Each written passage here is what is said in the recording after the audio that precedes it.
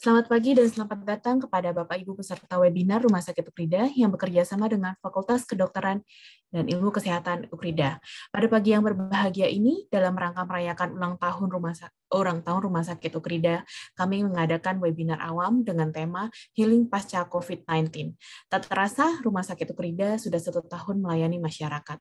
Semoga Rumah Sakit Ukrida menjadi mitra terpercaya bagi masyarakat dan mampu memberikan pelayanan yang terbaik sesuai dengan slogan kami. Healing with Care, Caring with Heart. Mari kita dengarkan doa pembuka dulu dari Pendeta Immanuel Kristo. Kepada Pendeta Immanuel Kristo, saya persilakan.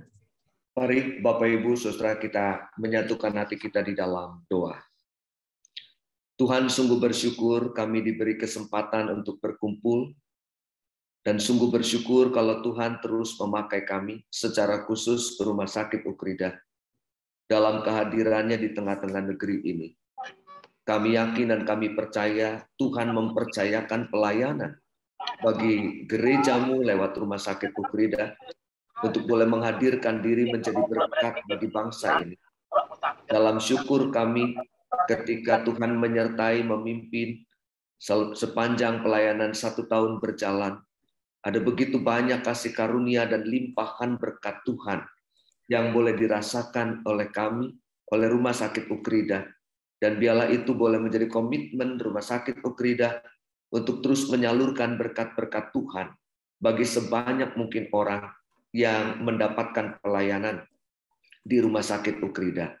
Sehingga lewat pelayanan yang mereka rasakan, mereka juga boleh diperjumpakan dengan cinta kasih Tuhan. Bapa di surga, kami berdoa untuk webinar siang hari ini, biarlah Tuhan memimpin, menyertai, dan memberkati, sehingga apa yang kami percakapkan boleh sungguh menjadi berkat. Inilah doa kami Bapa, di dalam nama-Mu, Yesus Kristus Tuhan, yang memberikan kami kesempatan untuk melayani. Kami sudah berdoa. Amin. Baik, terima kasih kepada Bapak Pendeta. Cara selanjutnya kita dengarkan sambutan dari Bapak Suharjanto Nikolaus. Kepada Bapak Suharjanto Nikolaus, saya persilakan. Selamat pagi Ibu dan Bapak sekalian. Ya, selamat pagi untuk Pendeta Immanuel Kristo, Dr. Banu. Pertama-tama, marilah kita panjatkan puji dan syukur kepada Tuhan yang Maha Kuasa atas berkat-Nya. Kita bisa berkumpul walaupun tidak on-site dengan virtual ini, tapi maknanya yang terpenting bahwa di dalam perjalanannya 1 tahun Rumah Sakit Ukrida 12-12-20, hari ini 12-12-21. Sungguh tidak terasa 1 tahun. Dan kalau dilihat dari historisnya, kebetulan saya mengikuti dari pada waktu awal peletakan batu pertama bersama almarhum Pendeta Aristarkus tahun 2020 sebetulnya. Ya, tadi disebutkan mungkin nanti ada Pak Yul koreksi juga. 2015 baru kita bangun. Selesai sebetulnya 2018, 2019 melengkapi dan sudah hampir rampung. Awal 2020 sebetulnya sudah rampung dan terserang COVID. Itu yang saya kira menjadi kendala kami pada waktu itu. Karena Februari 2020 COVID masuk Indonesia. Dan kami masih bergerak mengupayakan untuk bisa beroperasi. Dan kami adakan meeting baik dengan pemerintah DKI maupun dengan kantor kepresidenan beberapa kali juga, di mana pandemi COVID itulah yang sebetulnya memicu dan mendorong semangat pada waktu itu dengan segala upaya, dan pada akhirnya di bulan Desember itulah seingat saya setelah ada pertemuan dengan pihak Pertamedika PBM IHC untuk bekerja sama dan didorong oleh Menteri yang baru waktu itu, Pak Budi Gunawan, sehingga Rumah Sakit Ukrida diberikan izin untuk operasional. Puji Tuhan, saya kira pada saat itu kami memfokuskan dan ditunjuk sebagai rumah sakit COVID di Jakarta Barat. Satu-satunya saya kira yang khusus COVID saat itu, dan kita berbangga. Di dalam perjalanannya tentu ada suka dan dukanya, dan bekerja sama dengan Pertamedika pun kami banyak manfaat yang kami terima, baik bimbingan maupun transfer teknologi ataupun ilmu yang kami dapatkan. Dan tentu di dalam suka atau duka yang kami alami di dalam penerimaan pasien, khususnya pada waktu melonjak-lonjaknya kasus COVID, kami sampai kewalahan. Bahkan cerita sedikit ada pasien yang tidak mampu, tinggalnya di suatu daerah Jakarta Barat, Jelambar, dan minta tolong dijemput oleh ambulan rumah sakit. Kami berkoordinasi dan berhasil untuk menjemput, dan sampai pulih kembali pasien tersebut. Itulah sukanya dan bangganya. Begitu juga saya alami dengan pasien yang kebetulan kenal dari Tangerang dan masuk ke Ukrida dengan kondisi yang cukup parah, di mana ada komorbid, tetapi dengan dilayani dan mengikuti saran-saran dokter, akhirnya pulih dan kembali. Tapi ada dukanya juga yang saya alami, di mana ada kenalan juga mengirim pasien ke Ukrida, dan menunggu beberapa jam akhirnya meninggal di tempat IGD sebelum sampai ditangani. Begitu juga ada pasien yang sudah di dalam pelayanan, komplain masalah konsumsi yang kurang terasa katanya, makanan karena kita masih baru, dan dia kirim dari keluarganya sampai berjam-jam sampai baru diterima di mejanya untuk bisa disantap. Nah, itulah suka dukanya. Tapi saya bangga dengan para medis, dokter, perawat, dan lain-lain staf di rumah sakit yang bekerja keras, dan banyak apresiasi yang kami dapatkan secara tidak langsung dari mulut ke mulut. Dan tentunya di dalam hal kekurangan sempurna atau masih di sana-sini ada yang belum, kami harapkan di dalam waktu ke depan, terlebih cita-cita kami untuk menjadi rumah sakit yang bisa melayani BPJS dan secara operasional rumah sakit umum, dan kita mendoakan untuk hal ini sehingga pada bulan Januari kita sudah bisa menerima pasien BPJS. Dan pesan saya seperti tadi disebutkan Dr. Mike, moto kita adalah healing with care, caring with heart. Semoga rekan-rekan para medis, perawat, dokter, dan staf akan melaksanakan seperti moto tersebut. Dan terus semangat, semoga jaya dan maju terus. Terima kasih. Baik, terima kasih banyak Pak Suharjanto Nikolaus. Sambutan kedua oleh Dr. Eka. Kepada Dr. Eka.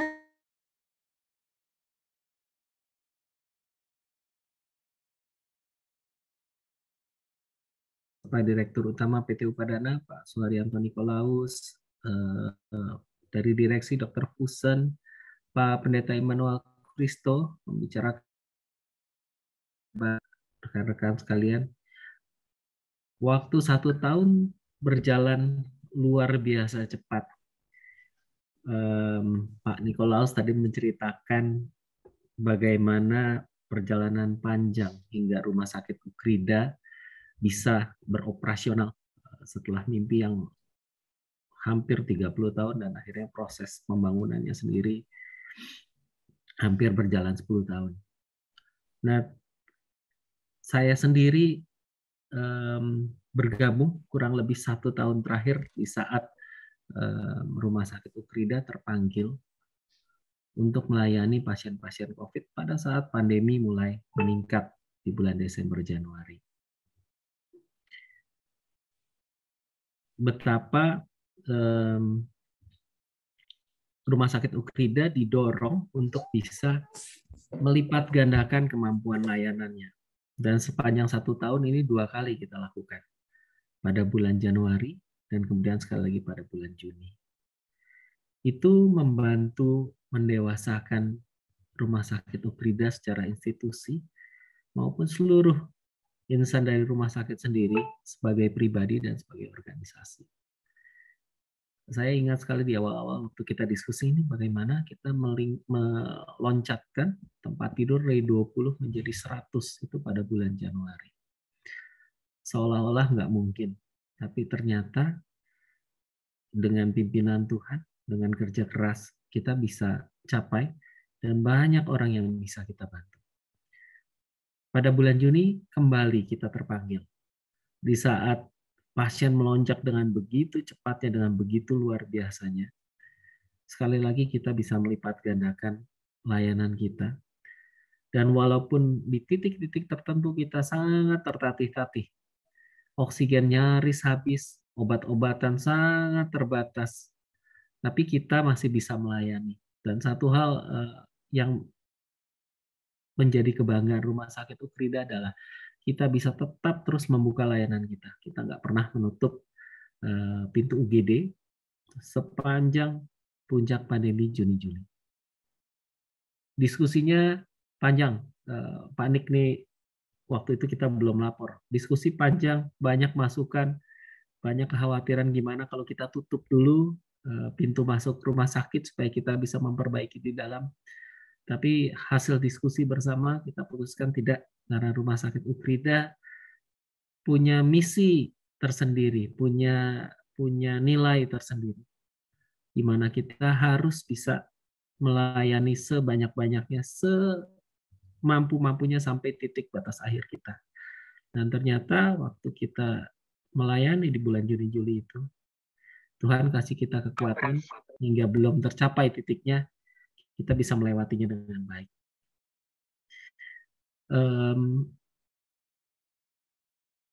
Harapan kami bahwa layanan yang sudah diberikan kepada seluruh pasien dan keluarga itu bisa diterima dengan baik. Bahwa itu walaupun tidak sempurna, banyak kekurangan, seperti tadi cerita ada makanannya yang kurang berasa, atau yang dokter atau perawatnya kurang cepat, kurang respon. Nah, itu memang adalah batasan dan menjadi pelajaran buat kami. Tuhan menuntun kita melewati masa 1 tahun pertama, melewati 2 puncak pandemi, sekaligus peralihan menjadi rumah sakit umum, dan juga dibukakan jalan untuk bisa segera bekerja sama dengan BPJS. Satu hal yang pada perkiraan awal kita akan dapatkan di sekitar pertengahan 2022, ternyata di Desember 2021 ini, sekitar 2 hari yang lalu, kita sudah mendapatkan draft kerjasamanya, sehingga minggu depan kita sudah bisa mulai secara resmi bekerja sama dengan BPJS, dan perlahan-lahan mempersiapkan sehingga target pada bulan Januari nanti, pasien-pasien umum yang membutuhkan layanan dengan tanggungan BPJS sudah bisa kita terima dengan baik. Mohon kerja kerasnya untuk rekan-rekan rumah sakit, mohon dukungan doa dan sokongan moral dari masyarakat luas di luar sana. Semoga Rumah Sakit Ukrida bisa terus menjalankan misinya, healing with care, caring with heart, sesuai yang kita impikan bersama. Selamat ulang tahun Rumah Sakit Ukrida, Tuhan memberkati. Baik, terima kasih banyak Dr. Eka atas sambutannya. Sebelumnya, kami akan tayangkan video profil FKIK Ukrida dan video profil Rumah Sakit Ukrida. Di akhir acara akan ada door prize, pengumuman lomba pemenang video, serta ucapan selamat ulang tahun untuk Rumah Sakit Ukrida. Akan ada link absen di kolom chat nanti. Mohon untuk Bapak Ibu mengisi link absen tersebut. Baik, kepada Bapak Ibu semua, mari kita saksikan tayangan video singkat kedua profil tersebut.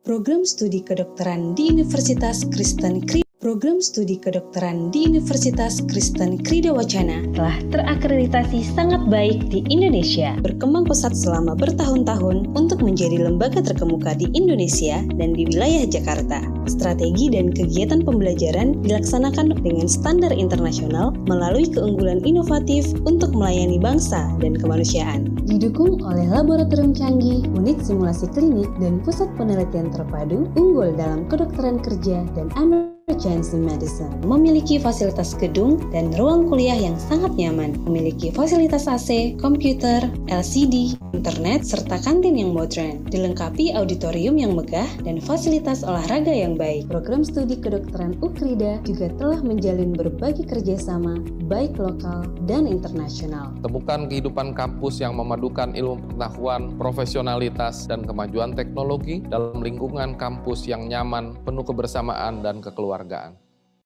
Selamat datang di Rumah Sakit UKRIDA, berlokasi di Jalan Arjuna Utara nomor 6, Jakarta Barat. Dalam melayani, kami berpegang pada slogan Healing with Care, Caring with Heart. Kami berharap kehadiran kami dapat menjadi mitra terpercaya bagi masyarakat untuk menjadi sehat. Honest, eager, A-star value, responsif, dan teamwork merupakan nilai-nilai yang kami junjung dalam memberikan pelayanan. Sejumlah fasilitas kami adakan untuk menjalankan salah satu misi Rumah Sakit UKRIDA, yaitu menyediakan fasilitas yang memadai dan berkeadilan bagi pasien, di antaranya radiologi, Intensive Care Unit atau ICU, Neonatal Intensive Care Unit atau NICU, ruang operasi, Central Sterile Supply, Departemen atau CSSD,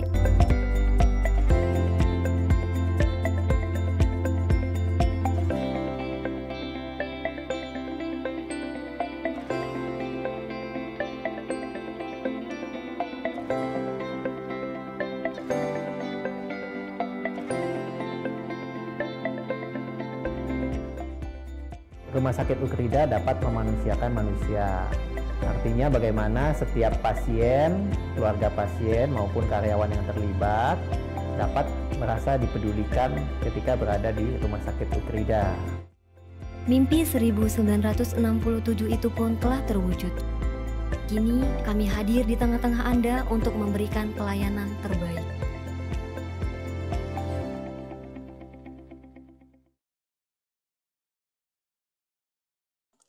Baik, kita sudah kedatangan kedua pembicara kita, yaitu pembicara pertama Dr. Banu, BMed SC SPP Definasi, dan pembicara kedua Pendeta Immanuel Christo. Di akhir pemaparan akan ada sesi tanya-jawab. Untuk pertanyaan bisa ditanyakan di kolom chat ya Bapak Ibu, dan pertanyaan terbaik akan mendapatkan free swab, antigen, dan saldo GoPay. Oke, sekarang saya akan membacakan terlebih dahulu CV-nya Dr. Banu. Dr. Banu Fakultas Kedokteran Universitas Indonesia lulus pada tahun 2010, spesialis penyakit dalam pada FKUI, lulus tahun 2016, fellowship-nya Finasi, dan course-nya hemodialisis. Merupakan member of American College of Physicians since September 2016, lalu merupakan member of Perhimpunan Nefrologi Indonesia pada mulai bulan Maret 2018. Bekerja di Rumah Sakit Bakti Mulia sejak 2018, Jakarta Eye Center Kedoya sejak 2018, Rumah Sakit Bakti Asih dan penanggung jawab unit hemodialisis sejak 2017, dan merupakan dosen FKIK UKRIDA. Selamat pagi, Dr. Banu. Selamat pagi, Dr. Mika. Iya, Dr. Banu, saya persilahkan untuk memulai. Baik, terima kasih Dr. Mika. Paling pertama, selamat ulang tahun buat Rumah Sakit UKRIDA yang pertama. Terima kasih juga kepada yang terhormat Dr. Eka, Bapak Suharjanto, pada Pendeta Immanuel. Terima kasih untuk kesempatannya untuk saya berbicara hari ini.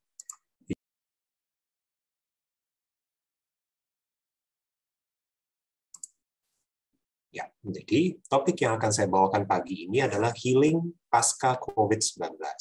Jadi, ketika kita melihat sekarang status COVID di Jakarta, di Indonesia, memang mulai ada perbaikan ya. Tapi bukan artinya kita boleh lengah, karena masih banyak rumor, masih banyak berita bahwa akan terjadi gelombang ketiga.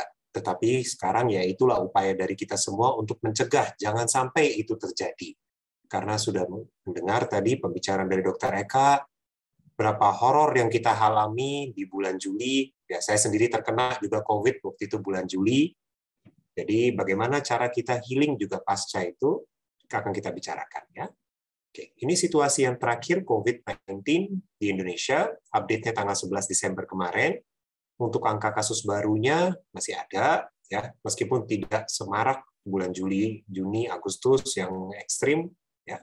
Kasus konfirmasi total kita 4.258.980 kasus, dengan angka yang sembuh juga cukup baik, cukup tinggi, tapi sedihnya angka meninggal yang cukup tinggi juga. Ini untuk situasi vaksinasi. Untuk tenaga kesehatan dan petugas publik sudah sangat baik 100%, tapi untuk pasien lanjut usia masih sayang sekali, masih sangat rendah. Itu juga harus kita perbaiki paradigma bahwa vaksinasi itu tidak baik, banyak efek samping, ya itu kita masih harus edukasi publik, ya harus dimotivasi. Dan untuk masyarakat yang rentan, juga untuk vaksinasi kedua masih belum bagus. Untuk yang kelompok usia 12-17 masih maklum karena memang baru mulai untuk vaksinasinya, dan angka vaksinasi pertama sudah cukup baik, kita berharap bisa sampai 100% juga. Ada istilah namanya post-COVID syndrome. Jadi ini berlaku untuk orang-orang yang telah mengalami infeksi COVID dan kemudian pulih. Ada beberapa kasus di mana pasien masih mengalami keluhan-keluhan seperti batuk, sesak, masih tidak bisa mencium bau dengan baik, dan ini adalah sebuah istilah post-COVID syndrome. Biasanya gejalanya bisa mencapai 4 atau lebih minggu setelah infeksi COVID. Ya, baik yang hanya mild juga bisa, atau banyak yang asimptomatis pun akhirnya malah ada mengalami stamina yang berkurang, tidak bisa beraktivitas 100% seperti dulunya, itu masih bisa ditemukan. Ini merupakan definisi dari CDC. Kalau dari NHS, ada 3 fase utamanya. Fase akut, yaitu gejala yang sign and symptoms COVID-nya sampai 4 minggu. Ongoing symptomatic COVID-19, itu dari 4-12 minggu setelahnya. Atau post-COVID syndrome, itu bisa melebihi dari 12 minggu. Bahkan ada beberapa spesialis THT di dunia mengatakan gejala anosmia bisa bertahan permanen. Ya. Nah, ini beberapa body system yang terpengaruhi. Ini sudah banyak dialami oleh pasien-pasien, terutama untuk gejala yang paling sering masih dialami adalah batuk, stamina yang tidak sempurna, kemudian cepat lelah, dan kita tidak hanya fokus pada gejala fisik, tapi gejala mental. Bagi pasien-pasien yang trauma, setelah mengalami perawatan yang cukup lama, ada beberapa pasien kita sendiri di Rumah Sakit Ukrida dulu bisa sampai 3 minggu, bisa 4 minggu. Ada yang lepas ventilator, itu trauma yang dialami secara mental juga oleh seorang pasien. Nah, bagaimana manajemennya? Manajemen untuk post-COVID syndrome tidak belak-belakan satu jenis saja. Itu tailor-made. Karena kita sesuaikan dengan gejala apa yang masih tersisa oleh pasien. Apa yang dia masih alami. Ya. Dan ini membutuhkan sebuah tim. Dokter, perawat, fisioterapis, pharmacist, educators. Ya. Dan kemudian ada bentuk-bentuk terapi yang bukan bersifat farmakologi saja. Jadi ada pendekatan dengan keluarga, ada bersifat relaksasi atau bersifat untuk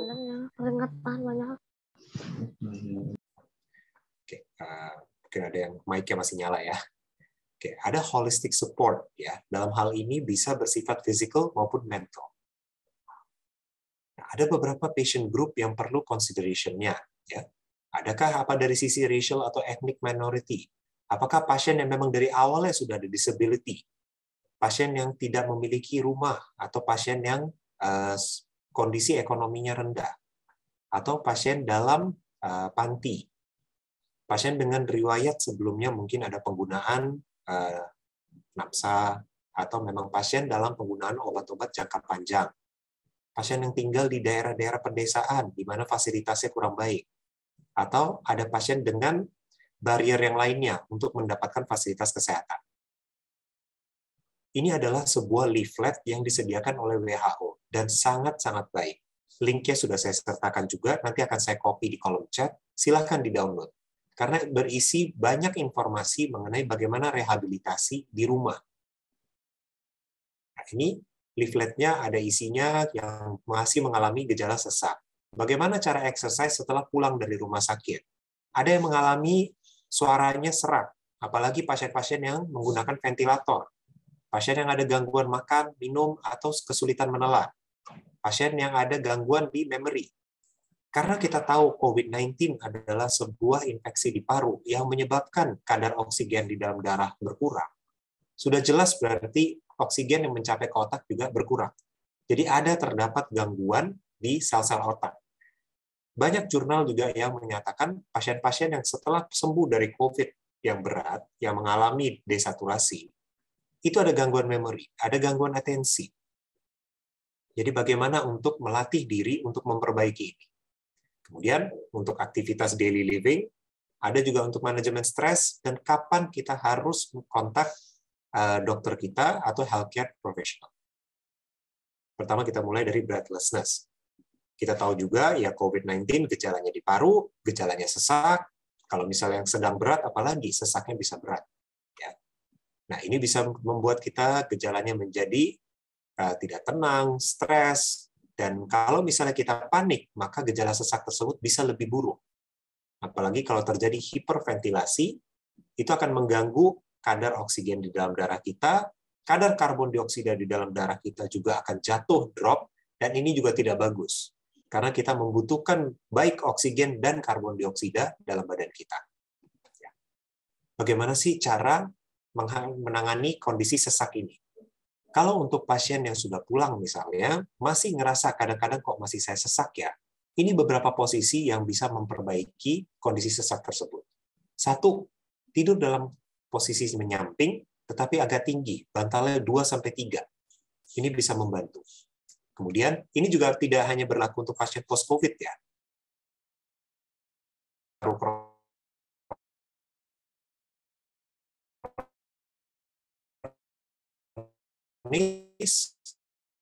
Untuk pasien asma, hal-hal ini sangat bisa. Jadi forward leaning ini sangat bisa membantu. Selanjutnya, leaning dalam posisi berdiri atau sandaran ke tembok atau back support dalam kondisi berdiri juga bisa membantu. Tetapi dalam kondisi di mana breathlessness tersebut adalah gara-gara panic attack, yang kita harus lakukan adalah satu, mencoba menenangkan diri. Dan ini adalah sebuah teori juga. Mungkin banyak teman-teman sering melihat kalau di film-film kartun, kalau misalnya karakternya panik, dia langsung mengambil paper bag dan napas di paper bag tersebut. Itu adalah kondisi yang benar. Kalau misalnya kita panik, kita napasnya terlalu cepat, karbon dioksida dalam darah kita tuh drop. Kalau misalnya karbon dioksida drop, kadar keasaman di dalam darah kita juga drop. Itu tidak bagus. Kita bisa pingsan. Makanya orang-orang yang panik bisa pingsan karena kondisi tersebut. Kalau seseorang menderita panic attack, saat dia napasnya lagi cepat, memang kita memberikan paper bag ataupun plastik atau apapun yang menyebabkan karbon dioksida itu tidak banyak hilang dari badannya.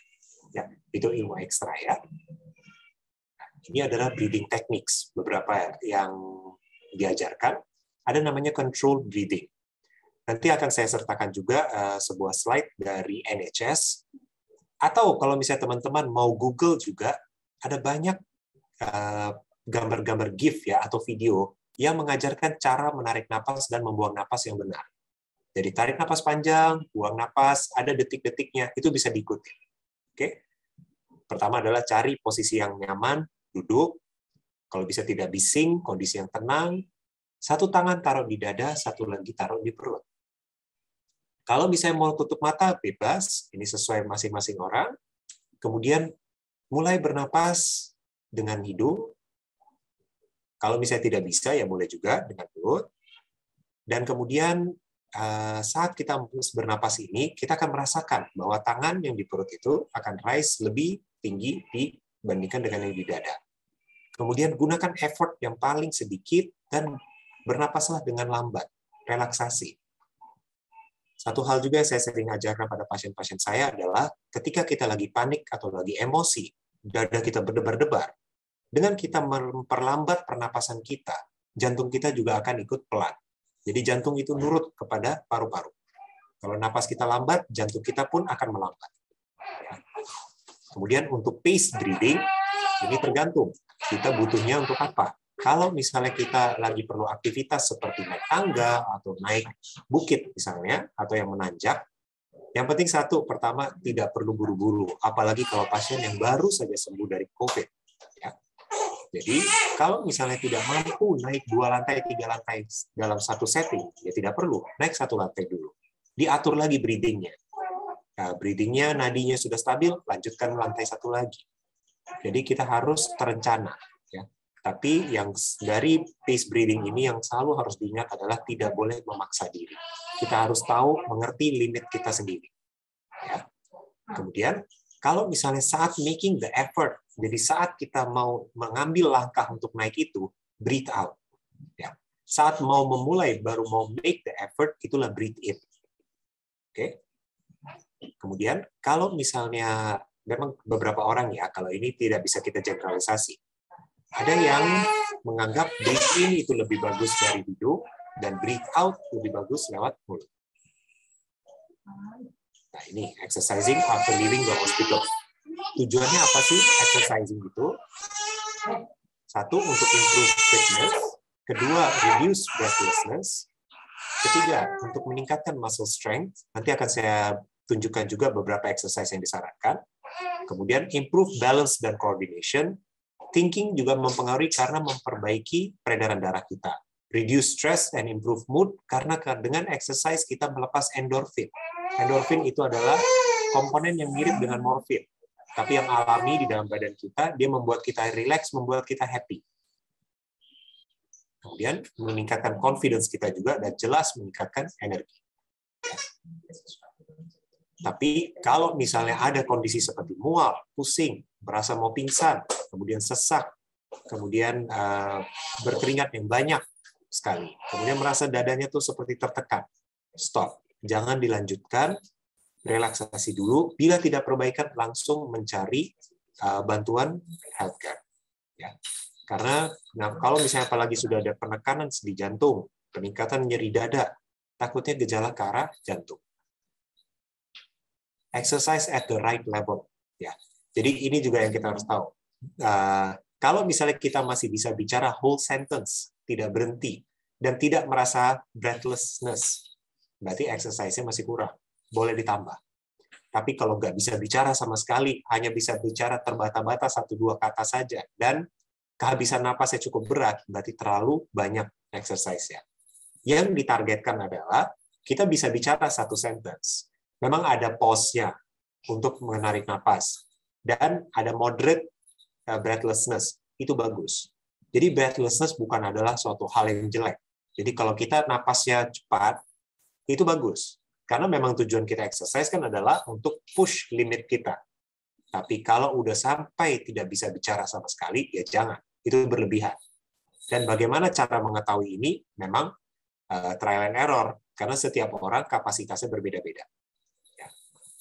Nah, ini untuk warm up exercise ada beberapa. Ada shoulder shrug, kemudian ada shoulder circle, kemudian ada side bend ke kanan dan ke kiri, ada knee lift, kemudian ada ankle tap, kita punya ankle, dan ada ankle circle. Ya. Caranya yaitu draw circles with your toes. Kalau misalnya untuk orang-orang yang dengan diabetes, ada tambahan lagi satu. Sobek aja kertas atau kertas koran boleh, jatuhkan di lantai, coba membuat bola dengan kertas tersebut dengan menggunakan jari-jari kaki. Itu tambahan untuk orang diabetes. Nah, fitness exercise ini aim-nya adalah 20-30 menit, 5 hari dalam seminggu. Tapi ada satu tambahan yang kurang di sini, tidak boleh liburnya itu 2 hari konsekutif. Jadi bukan berarti Senin sampai Jumat exercise, Sabtu Minggu libur, bukan. Jadi liburnya adalah kalau bisa di pertengahan, misalnya Senin Selasa, Rabu libur, Kamis Jumat Sabtu lanjut, Minggu libur. Jadi tidak boleh 2 consecutive days kita libur. Ya. Ini ada juga untuk fitness test, jalan di tempat. Ya. Kenapa ditaruh kursi ini juga untuk beberapa orang yang mungkin mengalami disabilitas dalam segi keseimbangan. Ya. Kalau kayak gitu lebih baik berdiri atau melakukan exercise ini di dekat tembok, di mana kalau suatu saat kita capai atau kita kehilangan balance, kita bisa langsung pegangan. Jangan sampai terjatuh. Tapi kalau untuk orang yang dengan resiko jatuh yang tinggi, lebih baik exercise dalam supervisi. Harus ada anggota keluarga atau teman atau siapapun yang bisa membantu just in case ada kondisi perburukan. Oke. Kalau misalnya kondisi ini, yang saat inilah kita kan nggak bisa keluar banyak-banyak, ya. Untungnya sih COVID mulai perbaikan. Kalau memang daerah kompleks rumah bagus, ada social distancing yang baik, ya silahkan mau olahraga di luar boleh. Step up ini boleh di tangga, boleh ditaruh sebuah balok, ya. Tapi satu step aja cukup. Jadi naik turun, ya. Progresnya, kalau misalnya yang ini dilakukan, boleh speed-nya dinaikkan atau ketinggian dari step-nya. Ya. Kalau misalnya balance-nya cukup bagus, boleh juga ditambah weights. Ada yang memegang dumbbell di tangan, silakan. Ya. Walking. Kalau misalnya kita memang udah bisa get outdoor dan cukup aman, bisa social distancing dengan baik, silakan. Bukan berarti orang-orang yang menggunakan crutch atau walking frame tidak bisa. Tetap bisa. Tapi harus cari rutenya yang flat.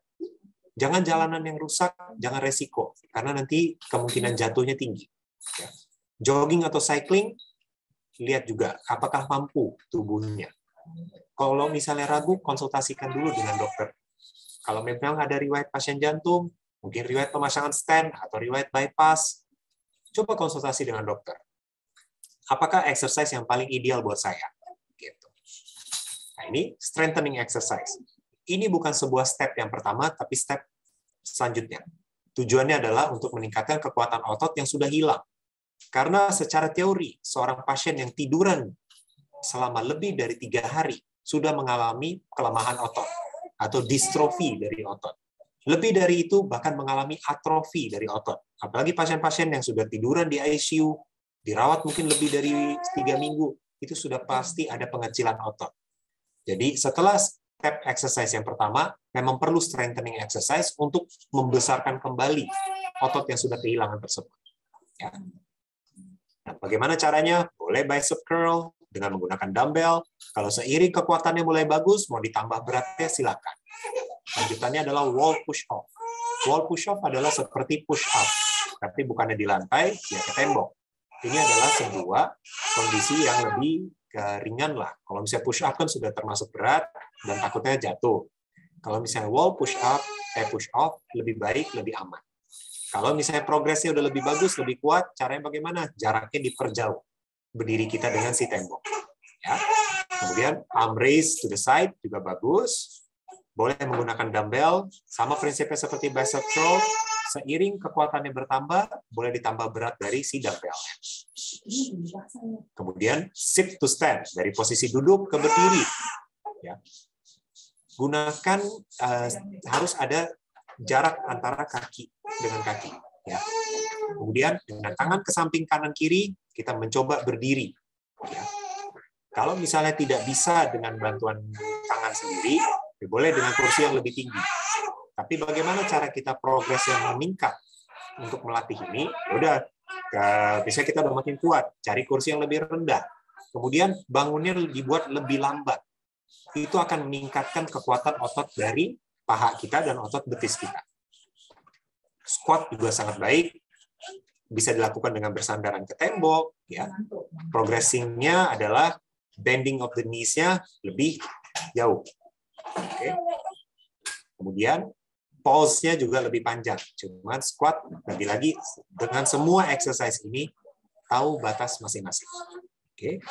Knee straightening. Jadi cukup duduk di kursi, kemudian kakinya diangkat, diluruskan. Boleh ganti-gantian, dan kalau misalnya untuk meningkatkan ototnya kekuatannya lebih, setiap diangkat, hitung sampai 3. Oke. Kemudian angkatnya tuh lebih lambat. Kalau kondisi seperti exercise seperti ini, bukannya percepat lebih bagus, justru kalau lebih lambat, lebih kekuatannya lebih bagus. Ya.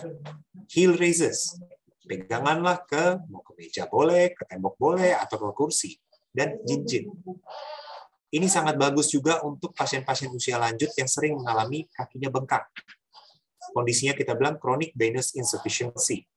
Jadi dengan seiring kita menggunakan exercises heel raises ini, otot betis kita lebih kuat, dia memegang venanya lebih bagus, jadi resiko untuk edemanya atau bengkaknya lebih kurang. Nah, ini untuk cool down exercise. Sebelum kita berhenti, jangan langsung berhenti. Jangan langsung duduk atau mandi atau makan, jangan. Jadi kita harus ada cool down. Ya. Cool down-nya bagaimana? Jalannya lebih lambat. Kemudian warm up exercise yang pertama tadi diulang lagi boleh, atau muscle stretches. Boleh side to side, boleh shoulders, ya. Boleh lower leg atau front of thigh, ya. Ini disesuaikan aja dengan exercise yang kita lakukan. Kalau memang banyak tadinya exercise kaki, ya kita lakukan warm off-nya atau cooling off-nya adalah exercise kaki. Kalau yang tadi wall off, ya mungkin kita perlu lakukan stretches ke shoulder. Ya. Nah, ini yang voice sekarang kita masuk. Untuk orang-orang yang diintubasi, dipasang selang napas, biasanya setelah keluar pasti akan suaranya serak. Ya. Satu, step-stepnya adalah jangan di-strain, jangan dipaksa. Kita tuh selalu, kalau misalnya sembuh, sudah langsung menganggap dirinya udah bisa kembali 100% seperti biasa. Bukan itu caranya. Harus memang step by step, start low, start slow. Ya. Mulai berbicara, tapi step by step. Kalau misalnya capek, belum bisa, pause, istirahat. Jangan strain. Ambil pause, ambil istirahat. Kalau misalnya memang kehabisan napas, berhenti dulu. Bisa juga kita humming. Humming boleh, mau pakai lagu, mau pakai hum aja dengan nada yang stabil, ya boleh. Ini melatih pita suara kita juga. Kemudian, kalau memang dari awal belum bisa komunikasi dengan baik, ya cari cara-cara yang lain. Menulis, menggunakan teks, atau mungkin gesture. Mau minta minum, ya menggunakan gesture untuk minum. Ya. Dan karena ini adalah sebuah radang di tenggorokan, minum air sedikit-sedikit sepanjang hari juga bagus untuk melembabkan pita suara kita. Bagaimana kalau untuk eating, drinking, and swallowing? Ini juga hal yang sama. Pasien-pasien yang terutama mengalami sakit berat dan perbaikan. Jangan pernah makan, minum sambil tidur. Ini bukan hanya dari sisi tenggorokan, tapi dari sisi lambung juga. Jangan sampai kita menambah penyakit gastric reflux, asam lambungnya naik kembali. Kemudian, remain upright. Kalau habis makan, usahakan duduk, berdiri, atau misalnya jalan pun setidaknya 30 menit. Kalau untuk pasien yang sudah memiliki penyakit GERD atau reflux disease, disarankan bahkan 2 jam sampai 3 jam. Ya. Kemudian, kalau memang belum bisa makan padat, carilah konsistensi yang lain dulu. Mungkin makanan lunak, mungkin makanan seperti bubur sumsum, atau masih perlu makanan cair. Boleh, tidak ada salahnya. Atau mungkin alternating diet. Solid, liquid, boleh. Yang penting jangan sampai malnutrisi. Kemudian, kalau misalnya makan minum itu, jangan dalam kondisi bising. Ya. Jadi kita bisa concentrate saat kita makan. Kemudian, take your time, tidak ada buru-buru. Kemudian, kunyah dengan yang baik, biar konsistensinya bagus, bisa lewat kita tidak tersedak atau cegukan. Dan make sure your mouth is clear, jadi udah menelan, sudah bersih, baru makan lagi. Jangan ditumpuk terus. Ya. Kemudian, eat smaller meals. Ini disarankan juga kalau untuk pasien yang mengalami GERD, small frequent diet. Ya. Kalau misalnya batuk atau tersedak, atau misalnya sesak, take a break, recover dulu, minum air, bersihkan dulu pipa makanannya, baru coba makan lagi. Ya. Tapi kalau tetap tidak bisa, memang waktunya konsultasi dengan dokter, kita lihat bagaimana untuk rehabilitasinya. Apakah memang masih perlu menggunakan pipa makanan? Oke. Kemudian kalau untuk attention, memory, and thinking clearly. Satu step pertama tetap physical exercise. Karena dengan yang saya bilang tadi, melepaskan endorfin itu, kita merasa happy. Orang yang tadinya depresi pun bisa perbaikan depresinya. Kemudian, brain exercises. Ini tidak hanya untuk pasien-pasien COVID, untuk pasien geriatri, pasien manula.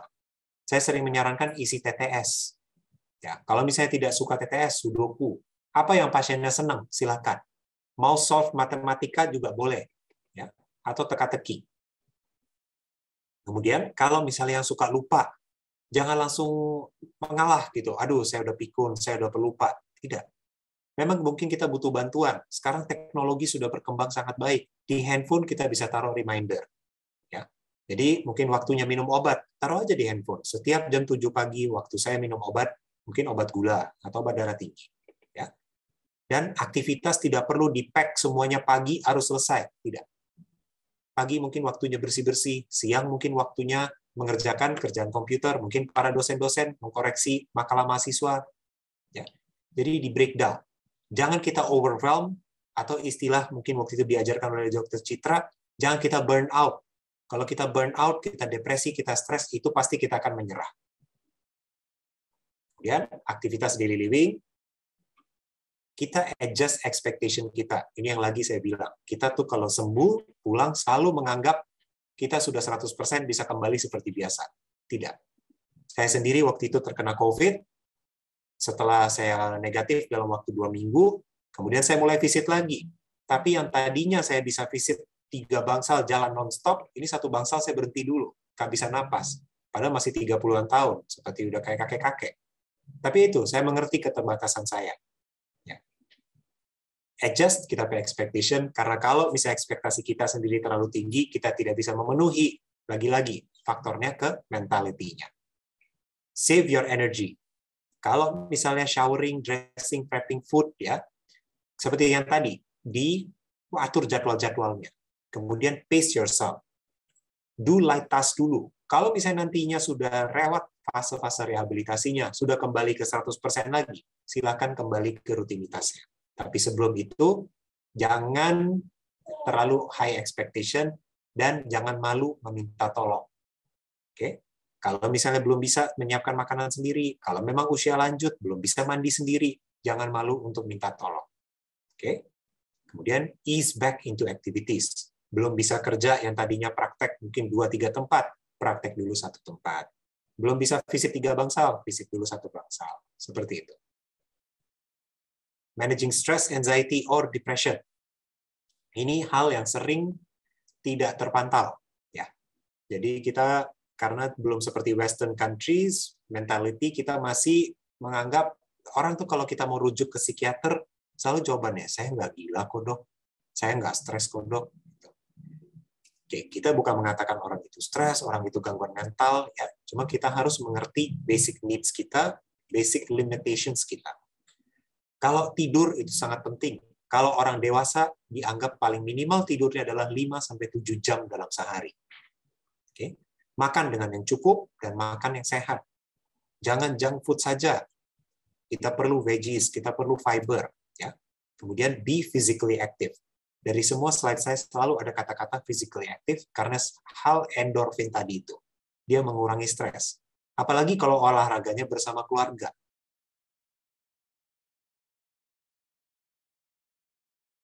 Ini saja anxiety, depression-nya bisa tertangani. Self-care, stay socially connected. Bukan berarti harus pergi, harus duduk bersama, harus makan di restoran, tidak. Sekarang dengan fasilitas seperti ini, Zoom, bisa saja ketemu dengan teman-teman, reuni, jadi lebih mudah. Ya. Do relaxing activities. Setiap orang berbeda-beda. Ada yang suka baca buku, ada yang dengar musik, ada yang nonton film. Nonton film pun tolong dipilih-pilih. Tidak perlu yang membuat kita stres, yang membuat kita emosi. Ya. Kemudian, seiring kita sudah mulai perbaikan, involvement kita ke hobi, ke aktivitas daily-nya mulai ditambah. Nah, dan ini slide terakhir saya, kapan kita harus kontak healthcare professional? Kalau memang kita napasnya tidak ada perubahan, makin lama malah makin memberat. Sudah menggunakan kontrol breathing control-nya seperti saya ajarkan tadi. Kemudian aktivitas sedikit aja udah sesak. Dan sudah digunakan posisi yang slide pertama saya tadi, tidak ada perubahan, tidak ada pembantuan. Kemudian, symptoms-nya di yang page yang tadi saat exercise, itu tidak membaik. Gejalanya semakin memburuk. Kita punya attention, memory, thinking, tidak perbaikan juga. Kita mulai stres, kita mulai worry. Ya. Dan ini bertahan berminggu-minggu. Ini sudah waktunya kita konsultasi ke healthcare professional. Apakah dengan dokter primary GP-nya, apakah dengan internis, nanti kita akan sesuaikan dengan kebutuhan pasien. Itu saja pesan dari saya. Ini adalah suatu pesan yang saya sangat suka dari karakter di Star Trek ini. Live long and prosper. Sehat terus semuanya. Ini adalah link leafletnya, nanti akan saya copy paste juga di chat. Silahkan di-download, boleh dibaca. Terima kasih. Mungkin saya akan kembalikan ke Dr. Mika. Salam sejahtera untuk kita semua. Baik, terima kasih banyak Dr. Banu. Wah, menarik sekali ya Dr. Banu. Jadi ternyata kita tuh perlu exercise Dr. Banu ya, sebanyak 5 kali. Wah, itu menarik banget. Oke, acara selanjutnya kita akan memulai webinar selanjutnya oleh Pendeta Immanuel Christo. Izinkan saya membacakan CV terlebih dahulu. Pendeta Immanuel Christo pelayanannya di GKI Gunung Sahari dengan jabatan struktural Ketua Komisi Kependetaan Sinwil Jabar, Ketua 1 PPK Tabita, Dewan Pembina Universitas Kristen Duta Wacana Yogyakarta, anggota BPMS GKI bidang SDM. Kepada Pendeta Immanuel Christo, saya persilahkan. Terima kasih Dr. Mika dan terima kasih Dr. Banu. Sangat menginspirasi, sangat praktis, dan pasti menjadi berkat buat banyak orang. Terima kasih. Saya akan share screen saya. Sudah terlihat, teman-teman? Sudah terlihat, Pak. Baik, terima kasih. Ya, kita akan bicara healing pasca COVID 1 tahun Rumah Sakit Ukrida. Selamat, congratulations buat Rumah Sakit Ukrida. Rumah Sakit Ukrida hadir tepat pada waktu yang dibutuhkan dan menjadi berkat bagi banyak orang. Apa yang Dr. Banu sampaikan menolong saya dan pasti menolong banyak orang untuk melihat bagian-bagian detail dari apa yang bisa dilakukan pasca COVID. Healing yang sangat praktis dan pasti menjadi berkat buat banyak orang. Saya ingin share bagian saya. Jadi pandemi COVID-19 menyadarkan kita tentang betapa rapuhnya diri kita. Betapa ringkihnya diri kita. Betapa rapuhnya manusia, betapa rapuhnya gereja, dan betapa rapuhnya dunia. Ya. Dan ya kita makhluk yang rapuh, tetapi kita semakin ditelanjangi dengan kerapuhan kita. Kita semakin disadarkan dengan kerapuhan kita. Ya. Dan apa yang bisa kita lakukan dalam kerapuhan yang kita alami ini, dalam kerapuhan gereja, ada begitu banyak perubahan yang terjadi di sekitar kita pasca COVID-19 ya. Ada begitu banyak hal yang terjadi ya. The World Economic Forum menyebut situasi pandemi ini sebagai the Great Reset dan semuanya jadi berubah. Semuanya seperti di resetting ulang ya. Membuat segala sesuatunya berubah dan Allah bekerja. Tuhan bekerja dalam semua yang berubah tersebut. Disitulah kita semakin telanjang. Kita semakin dibukakan bahwa kita memang ringkih, kita memang rapuh. Ya.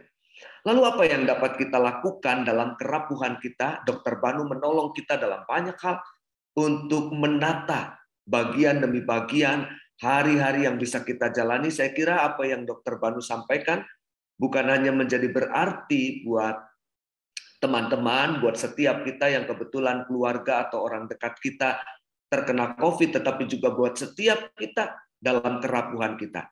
Apa yang kita perlu lakukan? Pertama-tama, mari kita menerima kenyataan tentang keringkihan kita, tentang kerapuhan kita. Bahwa kita ini makhluk yang lemah, kita ini diciptakan dari tanah, kata Adam itu dari kata Adama, yang artinya tanah, yang rapuh, yang ringkih, sama seperti sebuah benda yang dibuat oleh seorang penjunan yang sangat rapuh, yang sangat ringkih ketika terbentur, ketika tersenggol, ketika jatuh, bukan hanya retak tetapi juga bisa pecah. Jadi kita terima kerapuhan kita. Jadilah orang yang lebih rendah hati karena kerapuhan kita, ya. Bahwa kita ini mudah terluka, kita ini juga mudah pecah, ya. Dan ini akan mengganggu dalam relasi kita dengan yang lain, ya.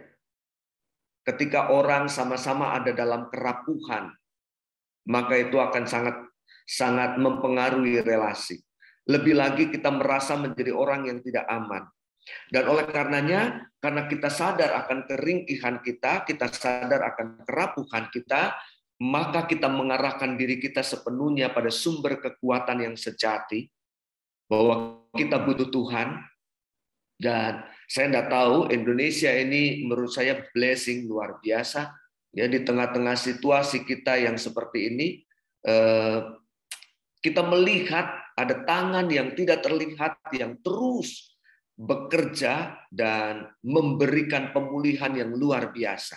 Ya, tadi data sudah disampaikan dan menurut saya ini adalah sebuah blessing, sebuah berkat yang luar biasa ketika Indonesia menjadi negara yang cukup cepat untuk menangani dengan baik.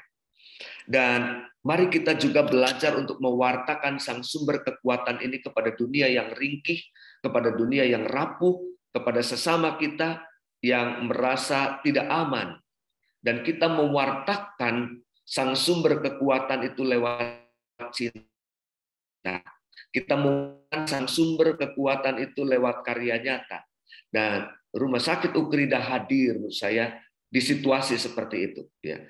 Betapa kehadirannya sungguh menjadi berkat. Ada begitu banyak orang-orang yang terberkati. Paling tidak saya mengirim pasien-pasien dari jemaat saya dan begitu perhatiannya Rumah Sakit Ukrida terhadap para pasien. Saya terus dilapori, saya terus diberikan informasi sejauh mana pasien yang dikirim, sejauh mana anggota jemaat Bapak tertangani. Bahkan setiap pagi saya selalu diberi laporannya, kondisinya seperti apa, saturasinya seperti apa, suhu tubuhnya bagaimana, dan itu luar biasa. Sebuah pelayanan yang dilakukan dengan cinta. Saya agak emosional ketika bicara ini. Karena saya merasakan betul betapa banyak anggota jemaat terberkati dengan kehadiran Rumah Sakit Ukrida. Ya. Minta maaf, tetapi itu perasaan saya. Jadi ini yang dihadirkan. Ini karya nyata yang dihadirkan. Ya. Disitulah healing kita dinyatakan lewat kehadiran. Healing by presencing. Penyembuhan, pemulihan lewat kehadiran. Bagaimana kita diajak untuk mengerjakan karya kasih Allah lewat kehadiran gereja melalui Rumah Sakit Ukrida secara nyata. Di tengah-tengah dunia yang ringkih, di tengah-tengah dunia yang rapuh, di tengah-tengah manusia yang ringkih dan rapuh. Nah, disitulah kita berkesempatan untuk menerjemahkan khotbah dan dogma dalam kerja dan karya nyata. Disitulah firman keluar dari tembok-tembok gereja. Disitulah mimbar dan altar ditempatkan di tengah-tengah pasar. Disitulah khotbah diterjemahkan dalam cinta yang nyata. Disitulah kita berkesempatan untuk menyuarakan kasih, menyuarakan kepedulian, melintasi batas dinding gereja. Sekali lagi, disitulah kita menghadirkan mimbar dan altar di tengah-tengah kerapuhan dunia. Dan belajar dari apa yang Rumah Sakit Ukrida, menurut saya, sekarang kita gereja mesti merancang program dari self-centered menjadi program yang menghadirkan diri bagi sesama, menghadirkan diri bagi dunia. Ya. Dan disitulah kita mempraktekkan program yang responsif pada kebutuhan umat, pada kebutuhan masyarakat. Ya. Jadi menurut saya kehadiran Rumah Sakit Ukrida adalah bentuk kehadiran gereja dalam situasi konkret yang melaluinya kasih dipraktekkan secara nyata. Ya, kadang-kadang kasih itu menjadi kata yang sangat menarik untuk dipercakapkan, ya, terus-menerus diseminarkan. Tetapi kasih baru menjadi nyata, kasih baru menjadi real ketika itu dihadirkan lewat perbuatan nyata. Dihadirkan lewat kesungguhan kita menghadirkan diri kita di tengah-tengah situasi kita. Saya mengajak kita untuk memperhatikan refleksi dari Injil Matius pasalnya yang ke-25, ayatnya yang ke-34 sampai dengan ayatnya yang ke-40. Saya mau membacakan bagian dari Injil Matius pasal 25 ayat 34 sampai dengan ayat 40 yang demikian bunyi firman Tuhan. Matius 25 ayatnya yang ke-34. Dan raja itu akan berkata kepada mereka yang di sebelah kanannya, "Mari, hai kamu yang diberkati oleh Bapa-Ku, terimalah kerajaan Allah yang telah disediakan bagimu sejak dunia dijadikan. Sebab ketika aku lapar, kamu memberi aku makan. Ketika aku haus, kamu memberi aku minum. Ketika aku seorang asing, kamu memberi aku tumpangan. Ketika aku telanjang, kamu memberi aku pakaian. Ketika aku sakit, kamu melawat aku. Ketika aku di dalam penjara, kamu mengunjungi aku." Maka orang-orang benar itu akan menjawab dia, katanya, "Tuhan, bila manakah kami melihat engkau lapar dan kami memberi engkau makan, atau haus dan kami memberi engkau minum? Bila manakah kami melihat engkau sebagai orang asing dan kami memberi engkau tumpangan, atau telanjang dan kami memberi engkau pakaian? Bila manakah kami melihat engkau sakit dan dalam penjara dan kami mengunjungi engkau?" Dan raja itu akan menjawab mereka, "Aku berkata kepadamu, sesungguhnya segala sesuatu yang kamu lakukan untuk salah seorang dari saudaraku yang paling hina ini, kamu telah melakukannya untuk aku." Belajar dari refleksi Injil Matius pasal 25 ayat 34 sampai 40, bagaimana Tuhan dalam Yesus Kristus menyejajarkan dirinya dengan orang-orang yang tidak mampu menolong dirinya.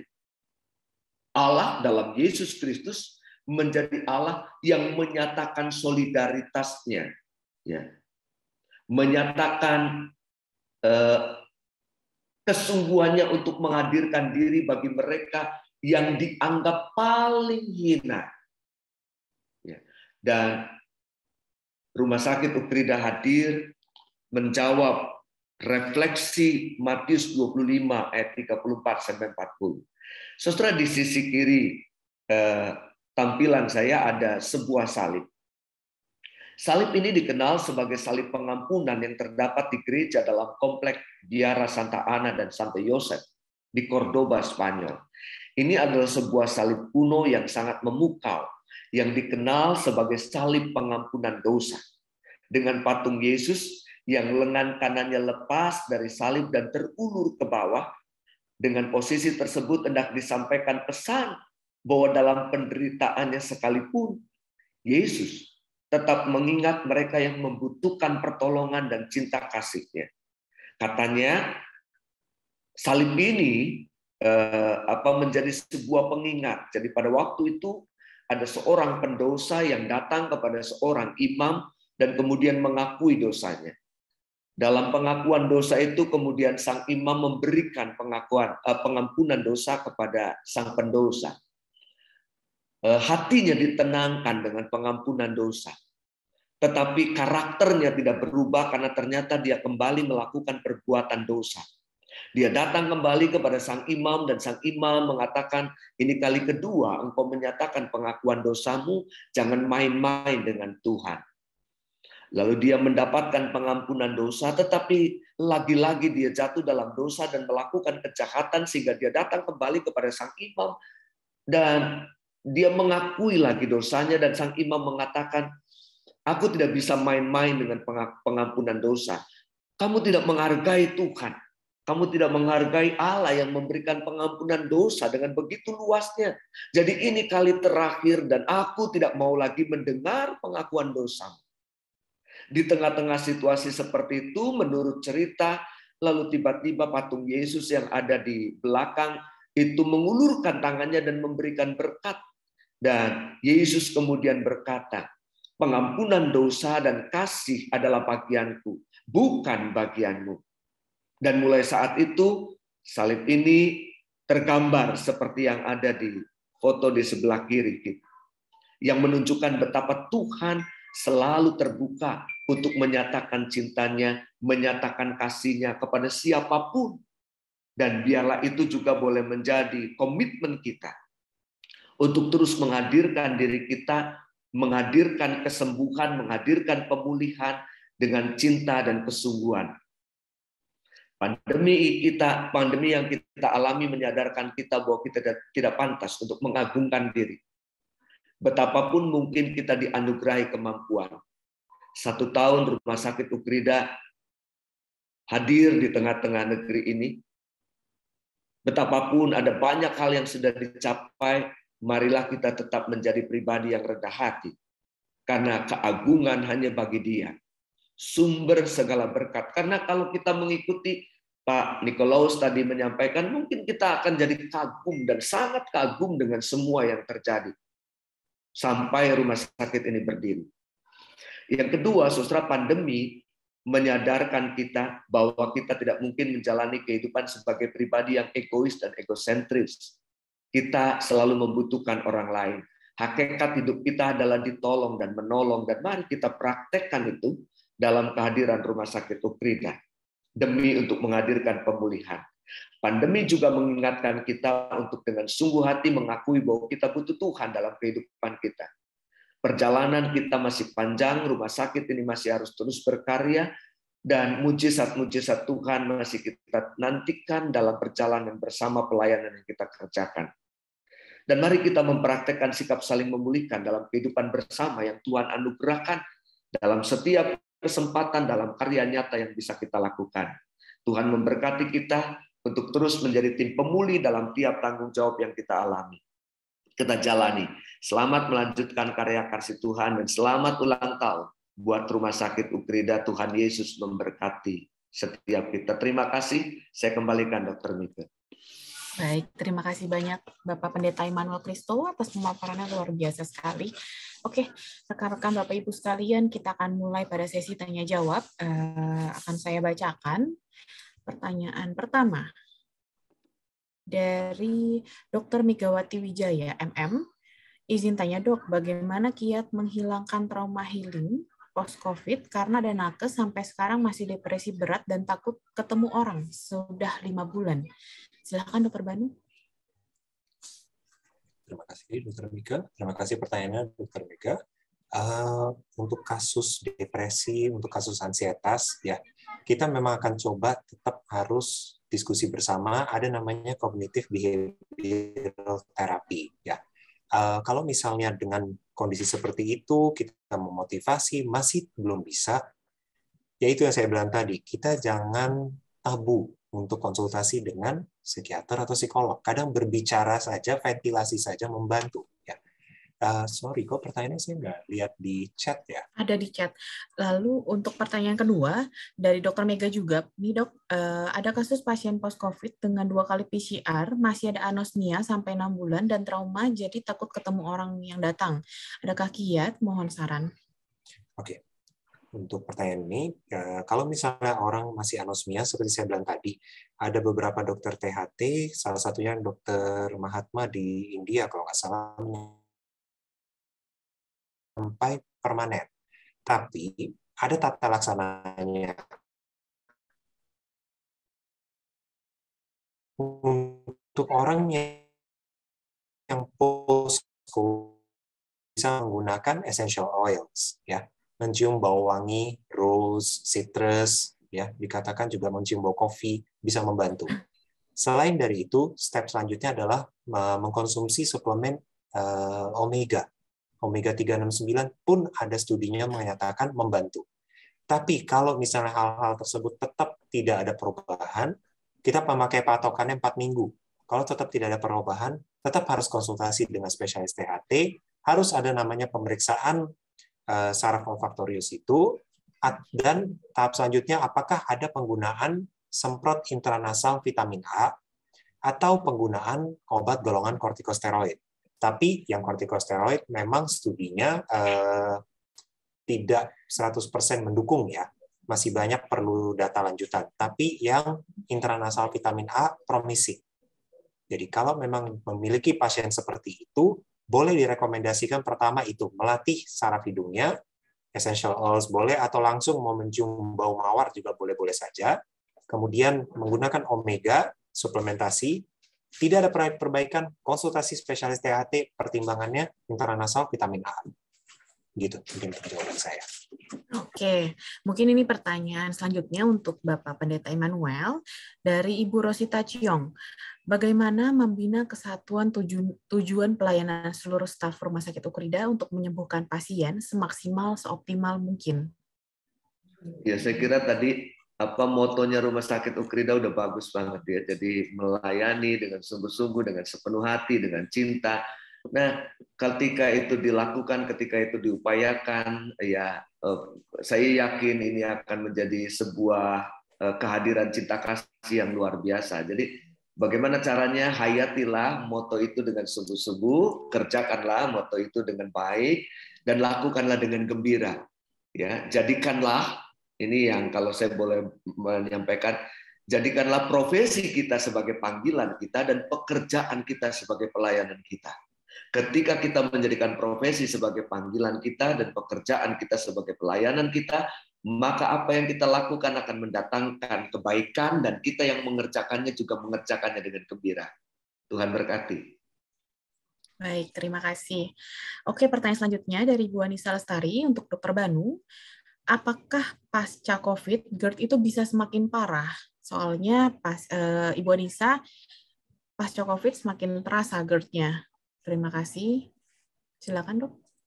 Terima kasih, Dok. Ya, terima kasih, Bu Anissa. Ini benar, saya sendiri ngerasakan. Saya juga GERD. Ketika COVID, memang GERD-nya menjadi lebih reaktif. Alasannya beberapa. Satu, karena COVID-nya sendiri, dia menciptakan kondisi radang hebat di dalam badan, jadi asam di dalam lambung kita meningkat. Kedua, karena obat-obatan yang kita minum. Vitamin C itu bersifat asam. Kalau memang Bu Anissa juga sempat memang konsumsi obat antivirus, ada beberapa obat antivirus juga sangat sensitif di lambung. Ketiga, karena anosmia tadi tidak bisa mencium, kemudian ada yang batuk, ada yang sesak, pola makannya pun jadi terganggu. Jadi benar, memang dari COVID, GERD-nya biasa kambuh. Tapi kalau misalnya pasca COVID, apakah masih terasa semakin sering? Ya itu harusnya bisa diperbaiki. Kalau memang masih ngerasa keasamannya masih ada, atau masih terasa ada luka mungkin, atau kita bilang istilahnya ada peradangan di lambungnya. Jangan malu-malu, mungkin memang perlu minum obat dulu, mungkin memerlukan obat golongan PPI. Biasanya kita berikan, kita pantau. Kalau seiring itu udah mulai perbaikan, ya bisa kita stop obatnya. Tapi GERD tetap kuncinya adalah small frequent diet. Nanti seiring itu udah mulai perbaikan, GERD bisa stabil juga kok. Tidak permanen kok GERD-nya akan nggak stabil terus, sakit terus, nggak. Mungkin itu, Dok, jawaban saya. Oke, dilanjutkan dengan rekan Sular Pramu. Saya 65 tahun, pernah kena COVID Februari lalu dirawat Rumah Sakit Ukrida. Setelah sembuh jadi kena hipertensi. Tapi dengan minum obat Adalat Oros, hipertensi terkontrol dengan baik 130 sampai 135/85. Saat ini olahraga yang dilakukan adalah jalan 1 km, 4 sampai 5 km, selang-seling atau tiap 2 hari, dan masih angkat barbel 5 kilo. Apakah olahraga yang saya lakukan sudah benar dan harus bagaimana?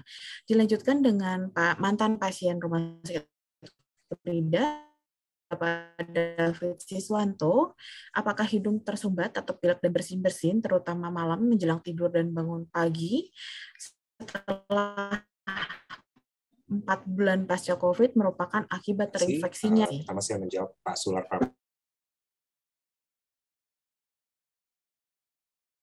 hipertensinya ya. Itu juga penyebabnya salah satunya dari peradangan hebat itu. Karena COVID ini adalah sebuah penyakit yang sistemik. Bahkan ada beberapa kasus di mana yang tadinya pasiennya tidak ada diabetes, setelah kena COVID, gulanya menjadi tidak teratur. Atau pasien yang sudah diabetes, karena sejak kena COVID, gulanya menjadi tidak terkontrol. Itu bisa. Tetapi olahraga yang Bapak lakukan ini, malah kalau saya lihat, yang tadi ya, jangan selang-seling atau per 2 hari. Dilakukannya, kalau liburnya terlalu panjang pun kurang bagus. Jadi usahakan 5 kali dalam seminggu, durasinya mungkin 1 jam agak berlebih, tapi kalau misalnya Bapak merasa kuat dan merasa fisiknya mampu, tidak ada salahnya. Tapi saya memberikan satu rekomendasi, kalau bisa Bapak menggunakan alat, mau pakai oximeter yang dulu bekas dari COVID punya boleh, atau menggunakan jam yang bisa mengukur nadi juga boleh. Jadi tujuan kita exercise adalah mencapai maximum heart rate kita. Maximum heart rate itu bisa dihitung 200 dikurangi usia. Jadi Bapak 65 tahun, jadi heart rate maksimum yang kita harapkan adalah ya 120 sampai 135 lah. Kalau sudah mencapai segitu, sudah cukup exercise Bapak. Ya, kalau angkat barbel 5 kilo silakan, itu kan tadi strengthening exercise. Kalau mau merasakan mau membangun otot lebih, mau ditambah silakan. Karena kalau untuk mengangkat barbel atau mengangkat beban, manfaatnya tidak hanya ke otot tetapi ke tulang juga. Kalau tulang kita tergang, otak kita refleks akan menambahkan kalsium di tulang tersebut. Jadi mencegah osteoporosis. Ya.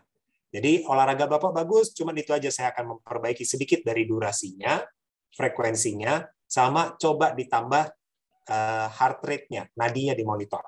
Ya. Kemudian untuk Pak David, keluhan tersumbat, pilek dan bersin, terutama malam dan pagi. Nah, ini kok gejalanya seperti rinitis alergi ya? Apakah Bapak memang ada alergi dingin atau debu enggak? Kalau memang sebelumnya tidak ada, bisa saja setelah kena COVID, sebuah kondisi imunitas itu terganggu. Ya.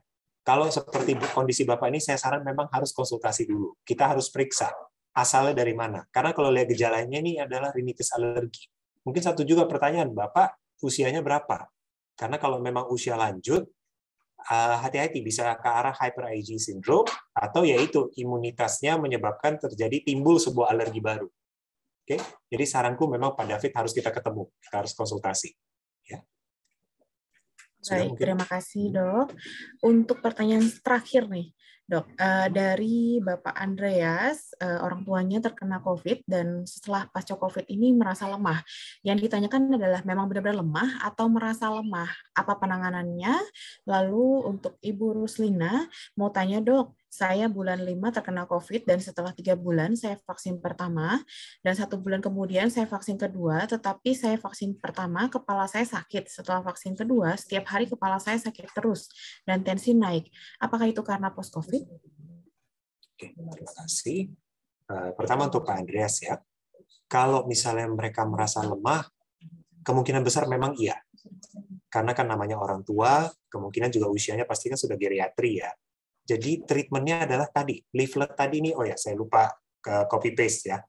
Leafletnya di-download, dipraktekkan, dimotivasi mereka untuk olahraga. Karena kalau misalnya stamina mereka terhilang itu, ya stamina bisa kembali. Tolong di-download leafletnya, dipraktekkan ke Bapak Ibu, tapi start low, start slow. Ya. Mulai dari mungkin olahraga sambil duduk, tadi yang kakinya diregangkan, ototnya, pinggangnya, ya. Dan seperti tadi juga untuk Pak Sular, kalau memang bisa ada oximeter juga di rumah, saat mereka jalan atau mereka aktivitas, coba dipantau nadinya. Kalau memang nadinya cepat sekali nembak naik, berarti memang kondisinya adalah staminanya jelek. Harus diperbaiki. Tapi kalau naik bertahap, bisa mencapai ke maximum heart rate, kondisinya juga seperti yang di leaflet tadi. Masih bisa bicara satu kalimat, memang agak-agak kehabisan napas, itu bagus. Exercise-nya itulah target kita. Jadi mungkin bukan merasa, tapi memang benar mereka capek-capek. Karena saya sendiri aja yang masih umur 35, setelah kena COVID, 2 minggu itu kerasanya tuh seperti jalan baru 100 meter gitu, udah kelelahan, seperti sudah lari. Ya. Jadi bukan, kita jangan menganggap itu di faktor pikiran saja. Kemudian untuk Bu Roslina, bulan 5 terkena COVID, kemudian setelah 3 bulannya vaksin, 1 bulannya lagi vaksin, sakit kepalanya terus-terusan. Kalau sakit kepala pasca COVID, bisa saja. Tapi tergantung waktu itu kena COVID-nya derajat yang mana ya? Asimptomatis, ringan, sedang, berat. Karena kalau misalnya asimptomatis atau ringan di mana tidak ada terganggu oksigenasi, harusnya tidak ada dampaknya ya ke otak ya. Dan pertanyaan kedua saya juga, apakah memang masih ada faktor stresor? Apakah memang karena kena vaksin itu sakit kepala sedikit, ibu khawatir? Itu juga bisa. Dan untuk kondisi ini, sakit kepala jenis yang mana? Apakah memang migrain, atau semua yang terasa, apakah sakit kepalanya sampai keluar air mata, itu kita bilang cluster type headache. Masih banyak yang perlu kita evaluasi. Apa memang lambungnya jadi bermasalah? Sakit kepala lambung biasanya di daerah pelipis, di daerah dahi, itu juga bisa. Jadi jujur aja untuk Bu Roslina juga saya sarankan harus ketemu dokter atau kita harus ketemu baru saya bisa explore sakit kepala dari mana sebenarnya. Gitu. Ya. Baik, terima kasih banyak Dokter Banu. Oke, rekan-rekan Bapak Ibu sekalian, saya akan akhiri sesi tanya jawab. Kita akan lanjutkan untuk mengumumkan pembagian door prize. Oke, akan saya umumkan. Bagi pemenang free PCR, Dr. Megawati Wijaya MM. Pemenang free PCR kedua, Ibu Rosita Chiong. Pemenang free antigen, Bapak David Siswanto. Lalu Ibu Anissa Lestari dan Bapak Sular Pramunisiyoko. Untuk pemenang saldo GoPay senilai 50.000 akan kami undi. Silakan kepada panitia, kita mulai undi.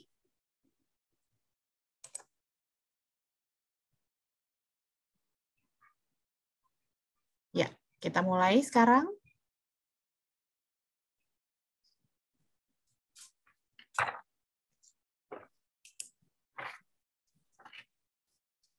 Kita spin.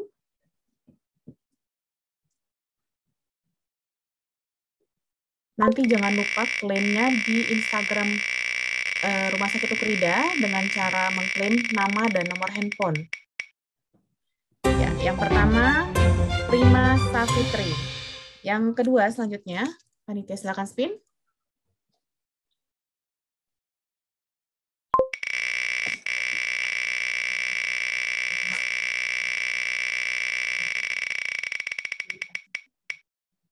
Yang kedua Indra Saputra. Silakan klaim di IG ya. Selanjutkan. Yang ketiga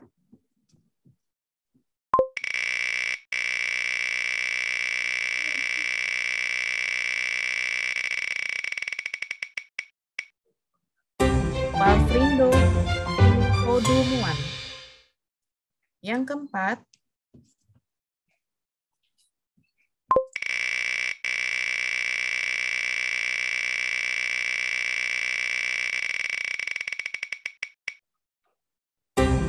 Karitri Restu.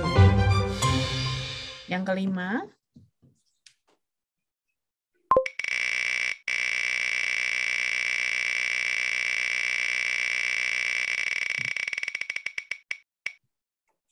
Zeni Wijaya. Lanjutkan yang keenam.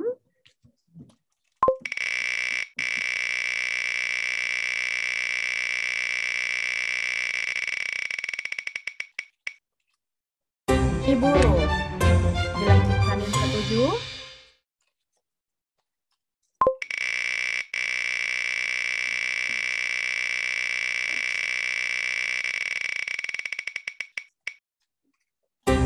Rinaldi Rahman. Yang kedelapan.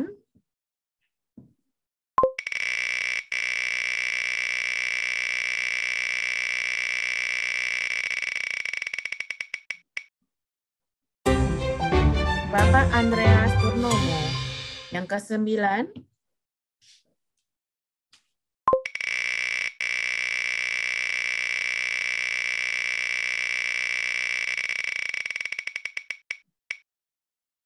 Kamar bersalin. Yang ke-10.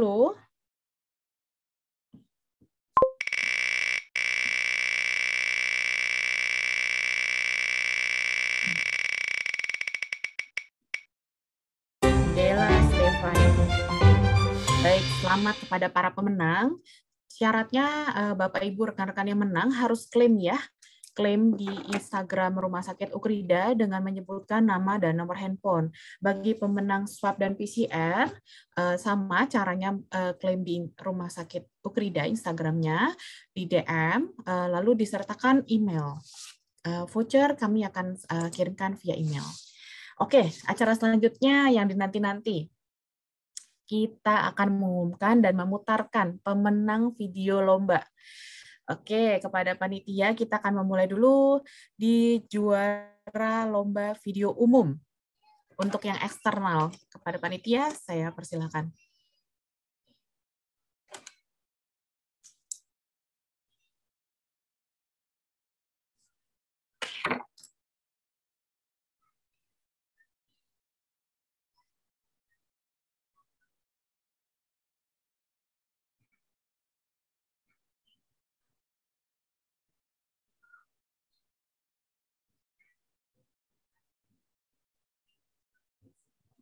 Oke, apakah panitia bisa memutarkan videonya? Ya. Pemenang video lomba untuk kategori umum. Pemenangnya adalah sekitar 1 bulan lalu saya menjenguk nenek saya yang sedang menjalani operasi di Rumah Sakit Ukrida, dan saat saya masuk kesan pertama yaitu gedungnya masih terlihat baru dan mewah, fasilitasnya memadai, dan saat masuk protokol kesehatannya sangat dijaga, jadi dicek suhu dan harus pakai masker setiap masuk. Pada tanggal 12 Desember 2020, diresmikan Rumah Sakit Ukrida yang berada di Jalan Arjuna Utara, nomor 145, Jakarta Barat. Dengan moto, Healing with Care, Caring with Heart. Pelayanan Rumah Sakit Ukrida sudah dipercaya oleh masyarakat banyak. Rumah Sakit Ukrida juga menyediakan fasilitas antara lain radiologi, ICU, NICU, ruang operasi, CSSD, fisioterapi, ruang bersalin, ruang nifas, poliklinik eksekutif, rawat inap, dan lain-lain. Nah, sebentar lagi Rumah Sakit Ukrida akan merayakan ulang tahunnya yang ke-1 tahun. Saya Syauki Sanritonga selaku masyarakat umum ingin mengucapkan selamat ulang tahun untuk Rumah Sakit Ukrida yang ke-1 tahun. Semoga semakin berguna untuk banyak masyarakat. Saya Syauki Ritonga, terima kasih. Info lebih lanjut seputar Rumah Sakit Ukrida bisa lihat di www.rsukrida.com. Ya, kita lanjutkan untuk pemenang internal. Silakan pada panitia.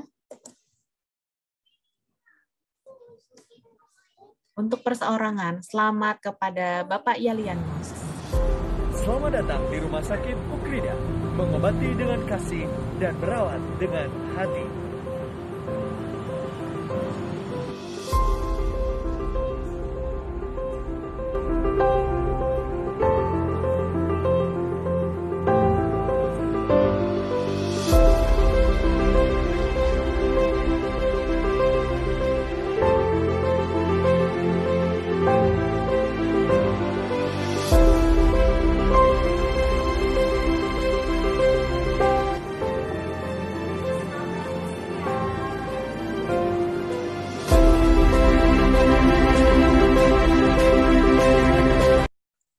Oke, dilanjutkan untuk kelompok. Pemenang pertama untuk yang kelompok. Silakan. Juara pertama, Fenty F. Nabila dan Levina Marpau. Selamat datang di Rumah Sakit Ukrida. Sebagian masyarakat tidak tahu bahwa garda terdepan di rumah sakit tidak hanya tenaga medis. Banyak tenaga-tenaga lain yang turut andil dalam pelayanan rumah sakit. Rumah Sakit Ukrida memiliki nilai HARP, di mana nilai tersebut tidak hanya dimiliki oleh karyawan rumah sakit, namun seluruh insan yang bekerja di Rumah Sakit Ukrida. Seperti cleaning service, pest control, security, dan seluruh tenan di Rumah Sakit Ukrida. HARP itu milik kita bersama. Rumah Sakit Ukrida. Honest, eager, star value, responsive, teamwork. Dilanjutkan pemenang kedua, grup kelompok, yaitu Selamat datang. Grup Burnet.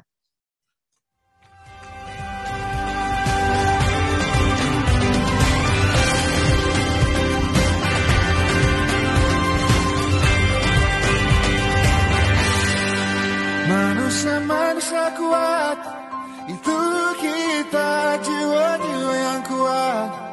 Itu kita, manusia-manusia kuat. Itu kita, jiwa-jiwa yang kuat. Itu kita, manusia-manusia kuat. Itu kita, jiwa-jiwa yang kuat. Itu kita, manusia-manusia kuat. Itu kita, jiwa-jiwa yang kuat. Itu kita. Kau bisa patahkan kakiku, patah tanganku, rabut senyumku, hitamkan putihnya hatiku, tapi tidak mimpi-mimpiku. Selamat kepada para pemenang.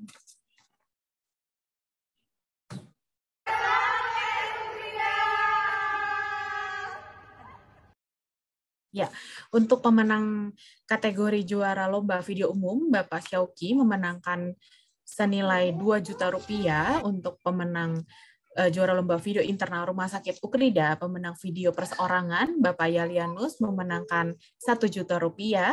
Untuk pemenang video kelompok, juara pertama Fenty dan Levina memenangkan 3 juta rupiah, dan grup Burnet memenangkan 1 juta rupiah. Selamat kepada para pemenang. Oke, Bapak Ibu sekalian, kita akan bersama-sama mengucapkan selamat ulang tahun Rumah Sakit Ukrida.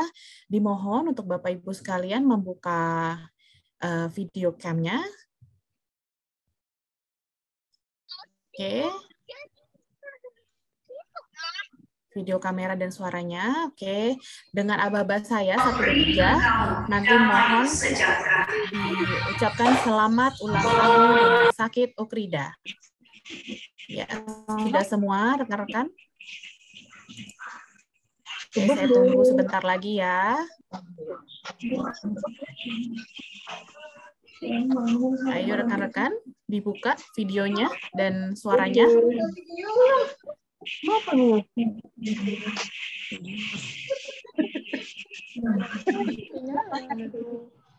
Background dulu. Awam.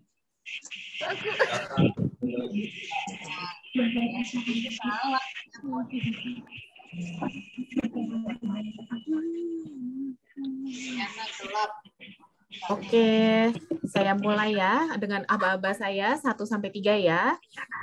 Kata-katanya selamat ulang tahun Rumah Sakit Ukrida. Oke, 1, 2, 3. Selamat ulang tahun Rumah Sakit Ukrida.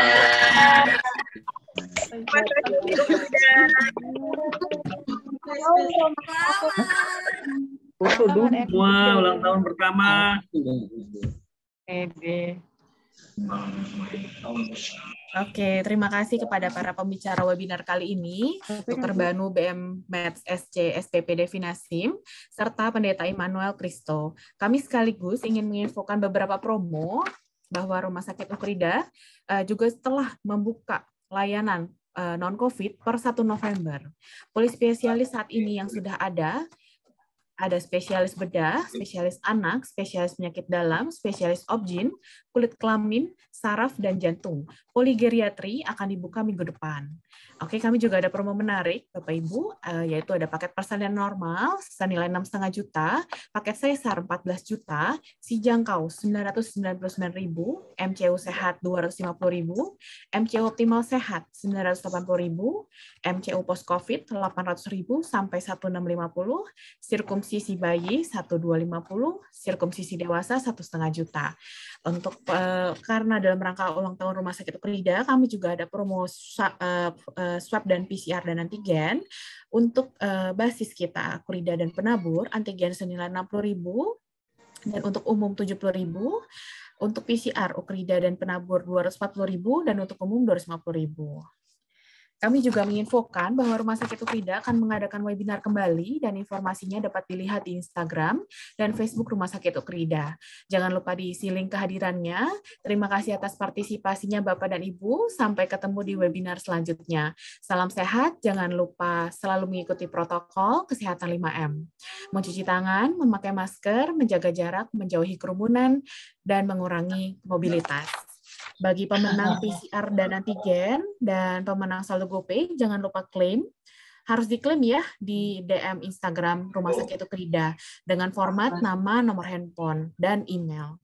Terima kasih banyak rekan-rekan, Bapak Ibu sekalian. Terima kasih. Selamat siang. Selamat siang. Selamat siang. Terima kasih. Selamat siang. Terima kasih. Terima kasih semuanya. Salam berkati.